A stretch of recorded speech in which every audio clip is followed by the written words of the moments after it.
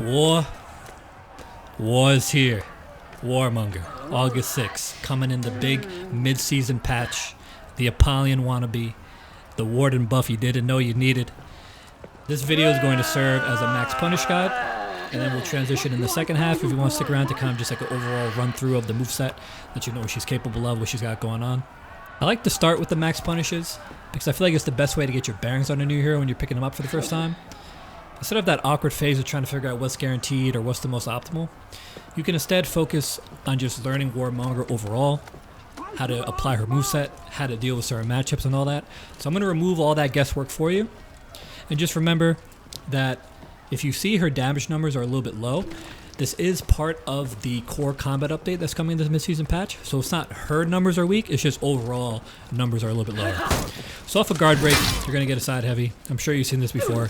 Either side will work. Her top heavy is a little bit slower and does a little bit more damage. So if you're close enough, you can get that wall splat. On a heavy parry, you got a couple different options, so bear with me. First things first, you can just do a light attack. 12 damage, all directions do the same, so you don't need to have a preference on which direction you choose. You can also do a zone attack, but it's only one more extra damage, so probably not worth it. She does have a parry repo, so pressing square immediately after parry, you do this little impale. That's a set duration, so you don't need to like hold it to get any longer push time. But if you do get them into a wall, you will get an extra slash attack, which applies bleed. So definitely something to go for if you can get them to a wall. And again, I just want to illustrate that this impale has a set push duration, so you don't need to hold square to try and get it to go longer. It does 8 damage by itself, which is a little bit less than that light attack or zone punish. But it's definitely worth going for if you can get them next to a wall or if you have the opportunity to go for a ledge. But for me, I recommend going with the light attack follow-up so that way you can get into your little claw mix-up, which we're going to get into in the second half of the video. Light parry, much more straightforward. You're just going to want to go for that top heavy, 32 damage, which is a little bit lower than the side heavy, but I mean, you really can't go wrong either way, but stay optimal out there.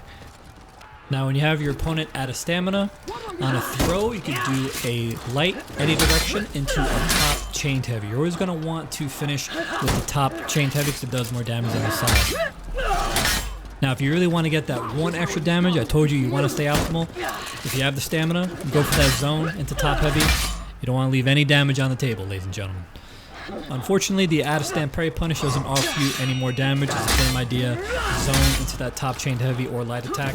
Your side dodge, unblockable, is probably one of the ways you're going to have that pressure. More on that in a second. But again, it really comes down to if you have the stamina to get that one extra damage, and if you have the room. Just be advised if there's like a wall next to you, you might just want to do the light attack. Alright, now that we got that out of the way, I'm just going to do a little run through of the moveset for people who might be out of the loop. If the max punish is all you really needed, I appreciate you watching. I hope this was helpful. Good luck this season. Come catch a live stream or whatnot. So she has a 2-hit light chain. It's not like Wardens, there's no like guaranteed double side light business going on. With the core combat update, you'll probably get away with more light attacks. So it won't be as weak as Warden's chain light used to be on the main game. She has a bunch of variations as you can see. Double heavy, light heavy, and which is actually a little different from Warden's. She has a heavy, light, heavy chain. So you can have a little bit of a different approach, so it's not just like Warden 2.0. She also has her own version of a chase move, the dodge forward heavy. That's also undodgeable. Good way to catch escaping opponents. You guys already saw her zone attack before, but it always comes from the left guard, and it's also a chain starter, so something to keep in mind. She has a side dodge heavy that is also unblockable. Both sides work, and they're feintable. Actually, all of her dodge heavies are feintable because the dodge forward heavy, the roll catcher, the chase tool is also feintable. Last, but certainly not least, Warmonger has her own version of a bash mix-up. From forward dodge, side dodge, she can start her little talent. Uncharged, you're guaranteed a light attack, so you use first light attack right after you get the slash. You get 15 damage, pretty good bash. Unlike Warden, she can't do it from back dodge though, so it's only side or forward in order to initiate it. Now, you can charge this move, which will in turn guarantee you a heavy follow-up, like so. And anywhere in between this bash, you can also hard feint it or mix up. And you also don't need the charged slash to wall splat in order to get the heavy. So as you see here, even though they don't stack on the wall, you still get that guaranteed heavy.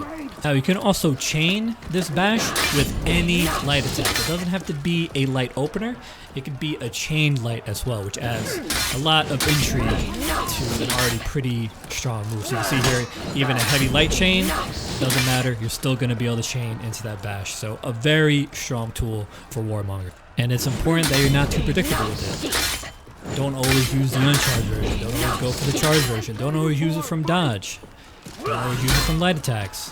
And of course, remember that you need to add extra pressure to your punishes. So if you get a heavy off of GB, chain that into a light to see if you can get into your talent mix-up. If you get that light off of a heavy parry, make sure you're going into your talent mix-up and feinting it, or going for a different variation. The ultimate strength of these moves is the multiple options that you have, so use all of them. And with that said, that's all I got for this Warmonger guide. I hope you found this video helpful. Let me know in the comments if it did. And if you have any questions, feel free to ask. I'm not that big of a YouTuber, so I will likely see your comment and can get back to you.